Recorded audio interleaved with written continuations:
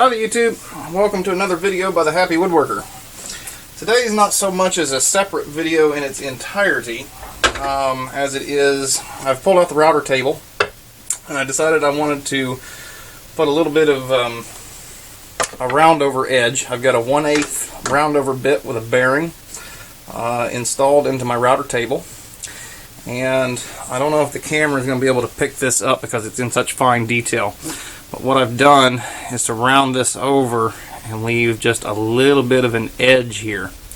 That way all of my tambers will have a nice little rounded edge and a nice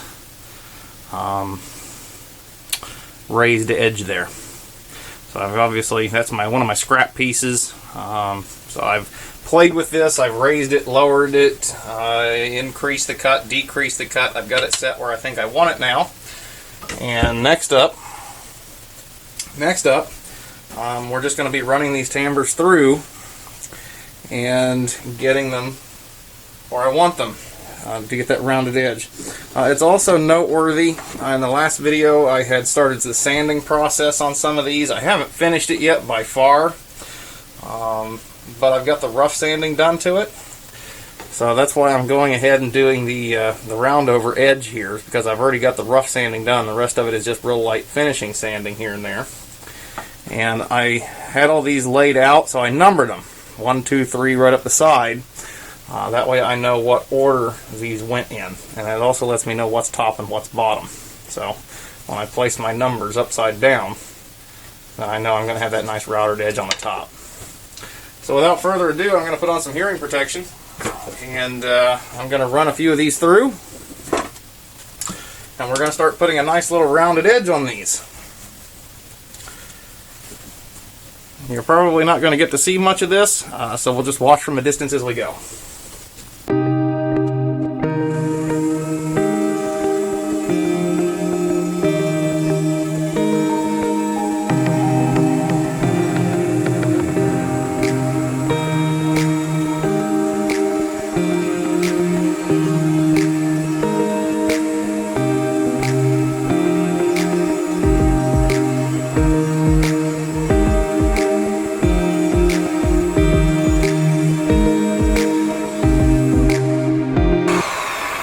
So that did pretty good.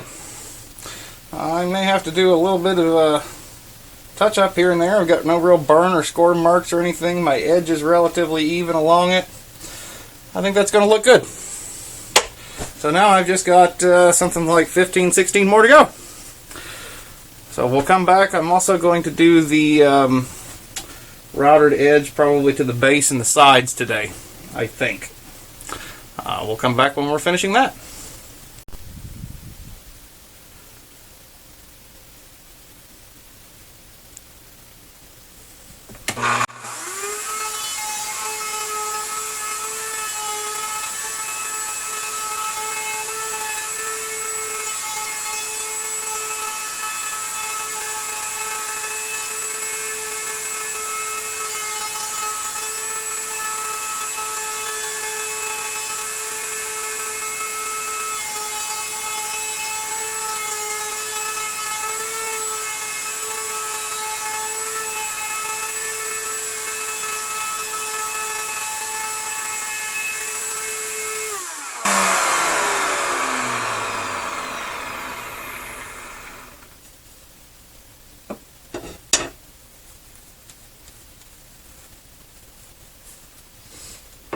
I think a push block might work better on that. Or is that my scrap piece? That was my scrap piece I wanted to push through with. Let's try one of my actual table saw push blocks and see what that will do. Sometimes you have to get creative. That looks like number 6, so upside down will give me the face.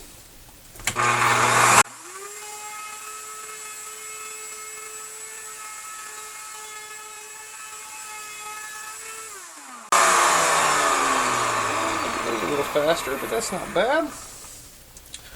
That's better, actually. Okay. I think I know what my next one of my next projects is going to be. I'm going to create a push block like for my table saw for my router table.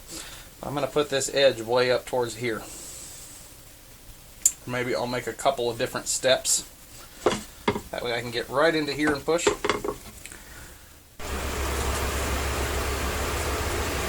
Hello YouTube. Just a couple quick maintenance items on today's video, which I'll probably include in another segment. We're going to start working on our dovetails down a little bit. If you remember, these are blind dovetails. So what we're going to do is take off about this first 1.5 inches. That's just a real simple, grab a saw, line it up,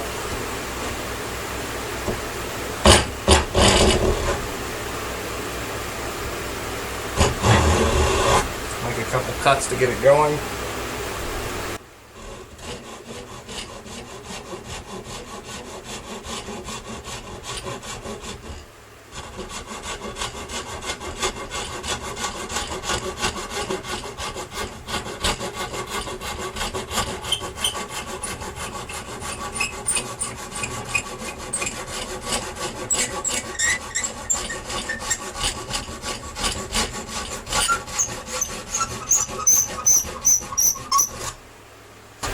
And take it out. You can come at this and saw this down as well. You can chisel it, whatever works best for you.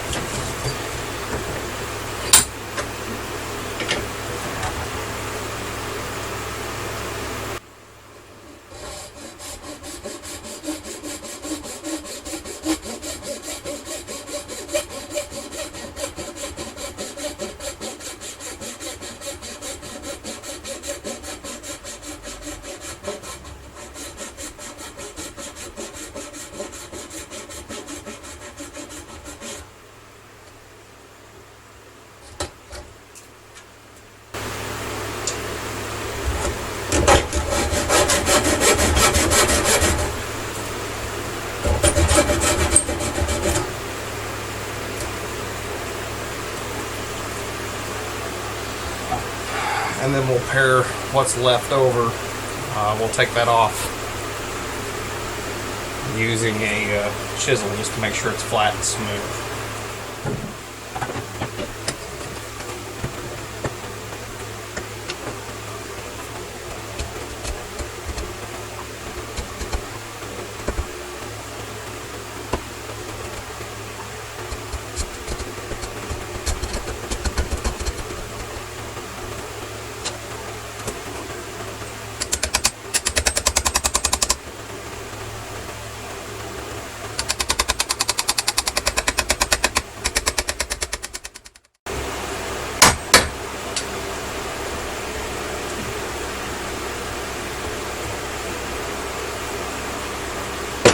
And there we go.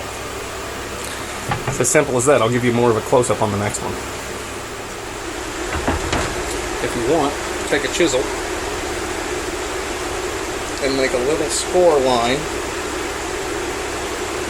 to separate your fibers right there. If you're worried the saw is going to leave you a little bit of tear out.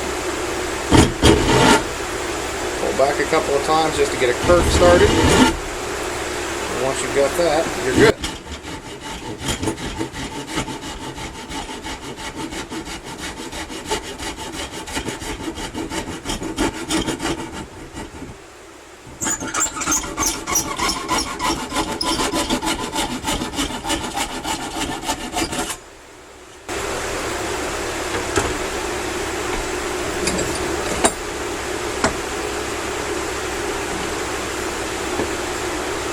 This time maybe I'll just take a chisel to that. And just like that, it pops right off.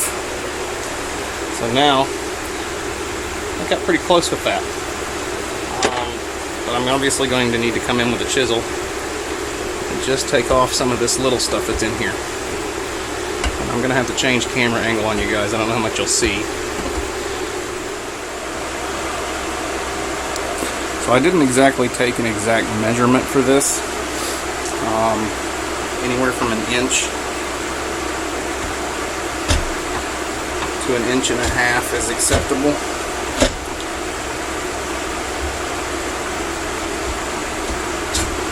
You could be more precise than that if you wanted to. I'm just pushing through by hand, just taking some of this off.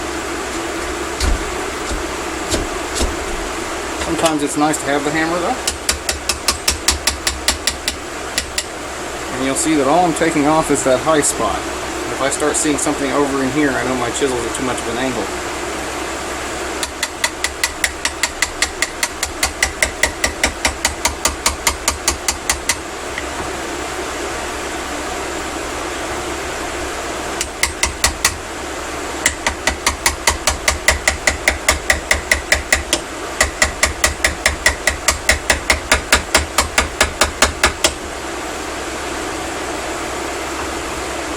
This from this side.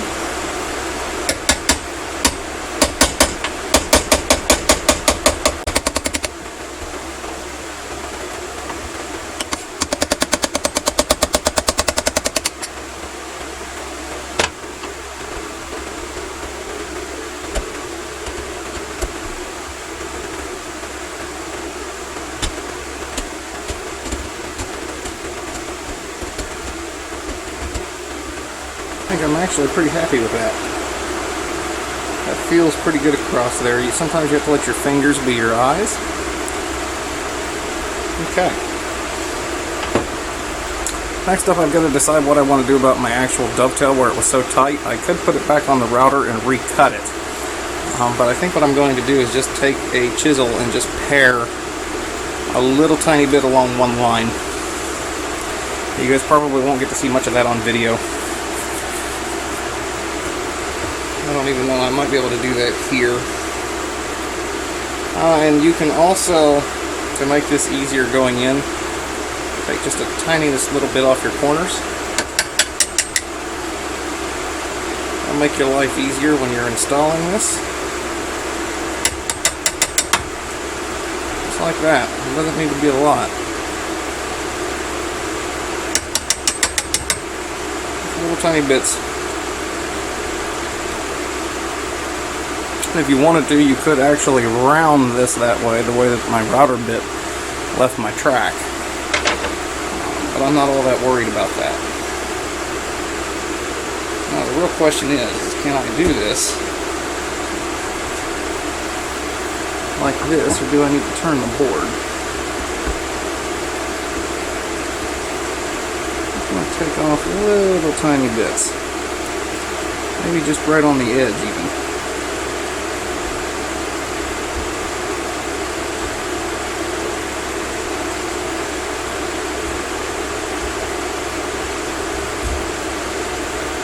All I'm doing is just paring off sawdust. That's it.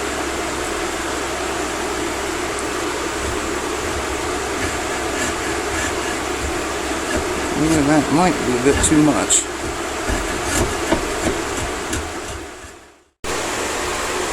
Hello everyone. So I finished doing the round over on all the timbers, and I'm moving on to the top and the bottom now. I have switched over to a Roman Oji bit, and I'm going to do the profile. You guys probably won't see that, but I switched over to a Roman Oji bit, and now I'm going to work the profile along the edge of the top and the bottom. I have this piece of lumber cut since day one, so first I figured out what is the top that I want to see facing up, what's going to be the inside, and then I figured out what's going to be the front face and what I don't want to see, and I picked the grain on the top and the front that I wanted to see. So that's your first job. Then you obviously install your router bit, and when cutting a board like this or routering it, you want to start with the end grain.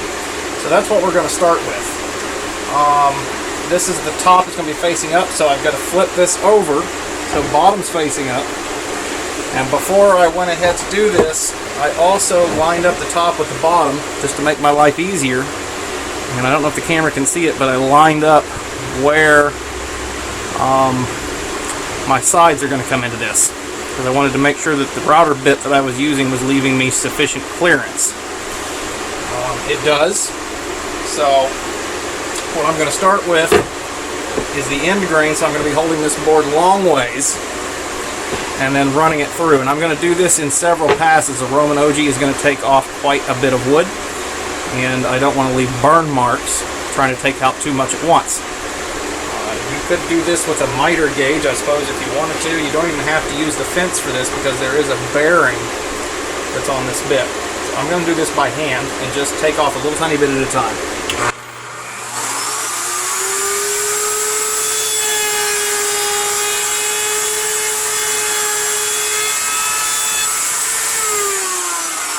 So that's all I did. That's pass number one, and as you can see, even moving quickly, I got a little bit of burn right there on that edge. That's why I'm taking my time and just doing a little bit of this at a time.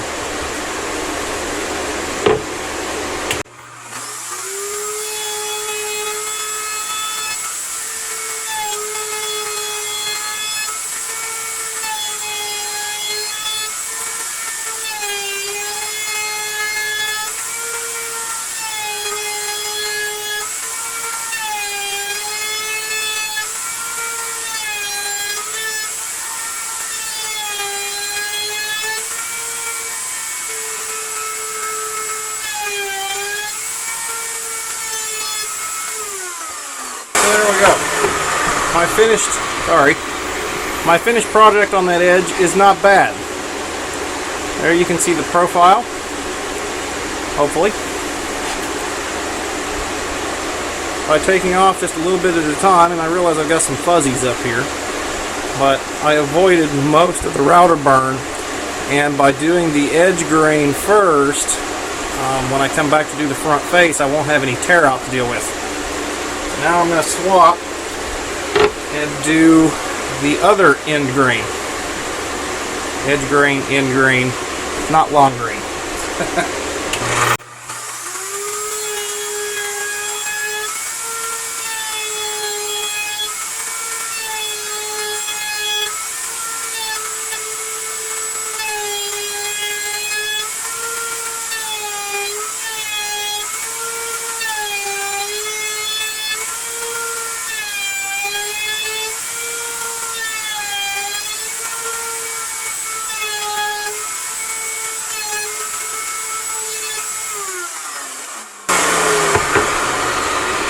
That one did really well.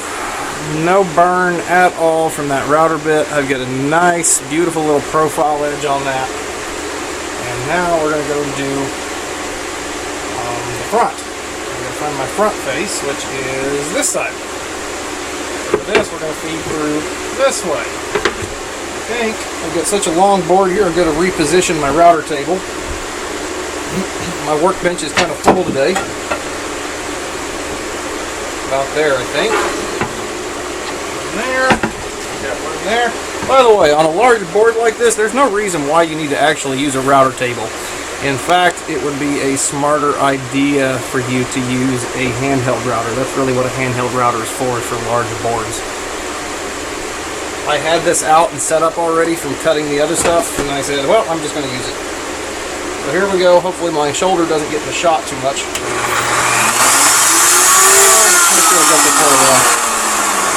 Bottom of the top of the top, front face is here. Yep, that's where I want it. Okay.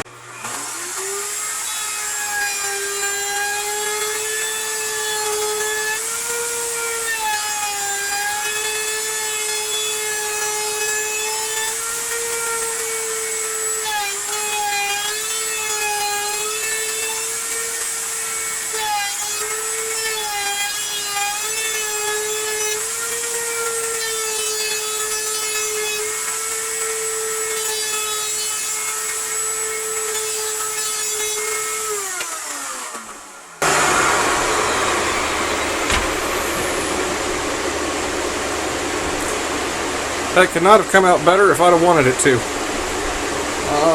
Beautiful little trimmed edge on that. No tear out on either side because we did the cross or the end grain first. And with a little bit of sanding, that's going to look wonderful. So, I still have to do the bottom. And we will come back as soon as I have that done because it's going to be the same exact process, so I don't really think you need to see it. So as soon as I have that done, I'll come back and show you what it looks like. Okay, everyone, so the bottom is done, and ignore my rubber mallet marks that are still on here. I will sand those off. This did really well as well. You can see I've got a nice edge along here. Once I sand and clean this up just a little bit, I have no tear out on any of my edges or on my corners. So I've got a real nice profile edge on that as well, and I'm very happy with that. So I run this through exactly the same way that I did the other one.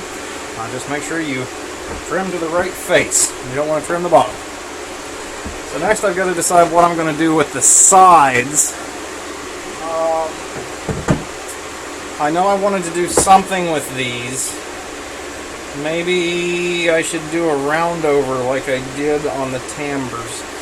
Let me dig through, see what I've got, and I'll come up with a plan for that, because I need to do both the inside and the outside. And like I said, I'm not 100% sure what I want to do with that yet.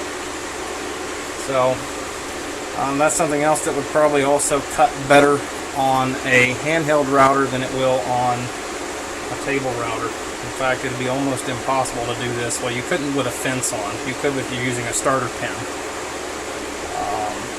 But yeah, okay. Let me decide what I'm going to do with that, and we'll come back with that later. Thanks for watching, everyone. Happy woodworking. Hello, everyone. Welcome back to another quick segment about a happy woodworker. So as usual in my shop, I have misplaced something. I'm getting ready to, I was planning for how I'm going to put the back on. And, well, this is an exaggeration. Ordinarily what I do is take an inlay bit and I cut a track kind of like this. That's one of my dovetail tests, but and then I slide the back in, and I'll do that on all four sides so that the back is nice and tucked in. I generally use an inlay bit to cut for that. You could also, if you don't have an inlay bit for your router, you could use a table saw. But the downside of doing that is you're going to see where you cut the track on the side, and I didn't want that. So I've had to modify my plan a little bit. It's either that or go out to the store and get another inlay bit. It's not like they're god-awful expensive, but what I've decided to do is to cut a rabbet, which is going to look like this. You guys can see that, and then I will just tuck the back into there, around all four sides. So I've put a rabbet bit into my router table. This is also something you should probably use a plunge router on, but again, I had the router table handy, and didn't see any problem with using it. If you don't have a rabbeting bit, you can still do this.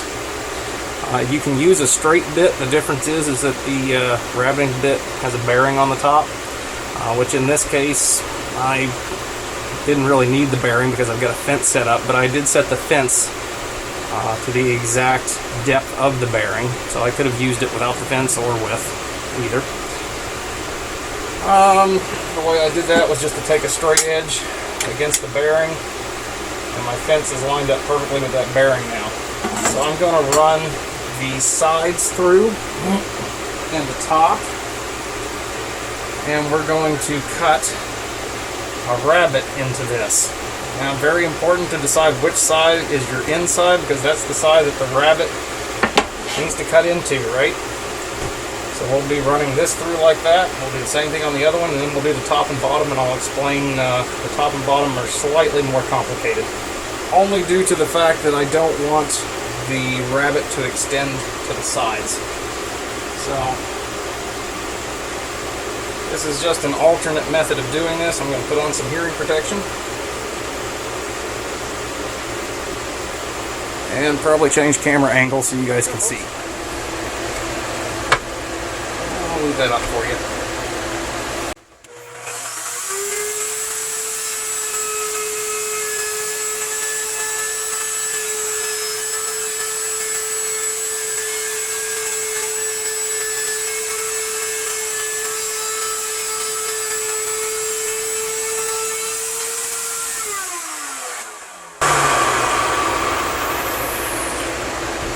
So as you can see, we've got a nice rabbeted edge all the way down the length of that board. And my back now will just tuck right into that. Where I set the bearing to maximum depth, I'm not 100% sure that my back will set flush with that. So if you want to be real nitpicky, measure what you're going to use for a backing first and get the thickness. I really don't care if this sets in a little bit, so that's not going to bother me.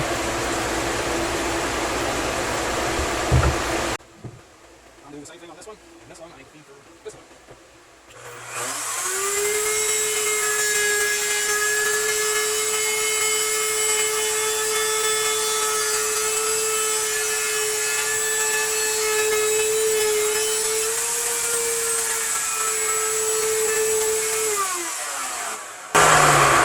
There is our rabbited edge on that one as well. Okay. For the top, what I've had to do, remember my sides are going to sit here, and I don't want that rabbited edge to stick out on the back. So in the last video that I did, we made some lines to match our bottom. That way I knew I was evenly spaced apart. And what I've done is take those lines and carry them around the back and then up on the top where I can see.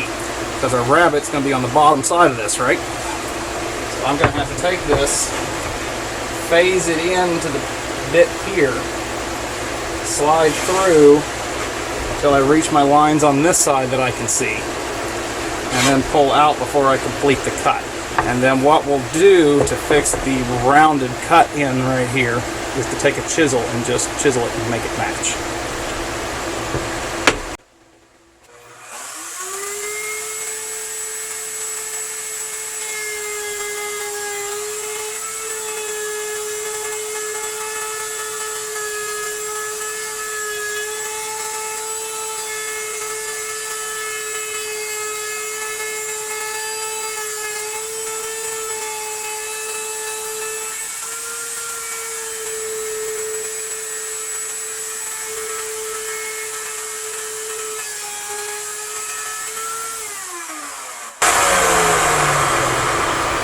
So what I end up with, and again, I'm not being real picky about where that's at. All I care is that it doesn't go through all the way. And on the other side, you can see where we stopped the blade's a little fuzzy, but I stopped that rabbit. It'll still be inside that board once these line up. If this comes over too far, I'm not worried about that. It's going to be the back. Nobody's ever going to look at it unless they're moving that piece of furniture.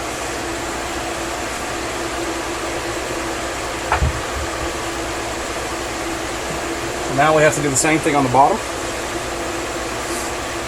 So here's our bottom. That's the back side of our bottom. The rabbit on this needs to be cut on the top side though. So I've done the same exact thing. I've transferred some marks from the other side. That way I know where to cut in and where to stop.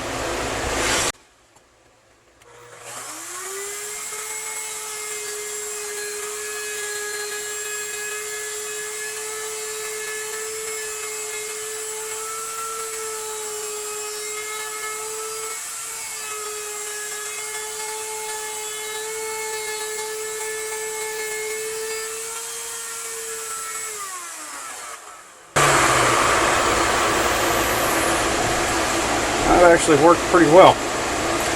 You can see I've got a little bit of chip out right here the other day that happened to me while I was working on my dovetail. I'll teach you guys how to fix something like that when that happens unexpectedly. Not a big deal. But that worked pretty well. I just still have this dovetail full out, and this one looks kind of cool. But there, our back will set down nice and flush into that. And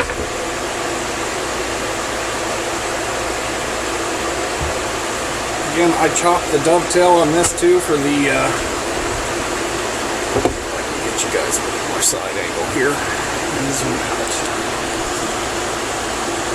as far out as I'm going. So this will set flush. Let's just pretend this is the corner. And you can see the inside will fit nicely tucked in. Not the best view in the world, I know. But that's how you run a rabbit on your router table.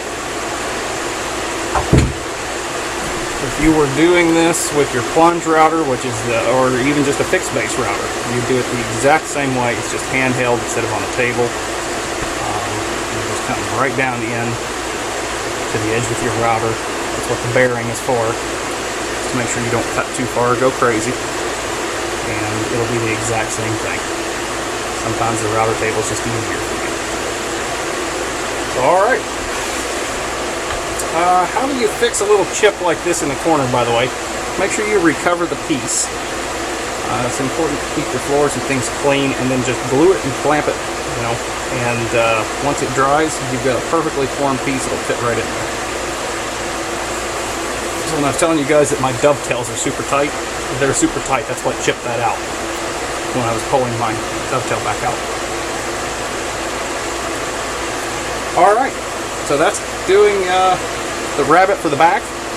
I know I said in the other video that we've got to do some work for the top and the drawer, and that will be coming up soon. So these are just little trim details and things that have to be done, and we will get to the rest of the construction and the sanding process here before too long. Thanks for watching, everyone. Happy woodworking.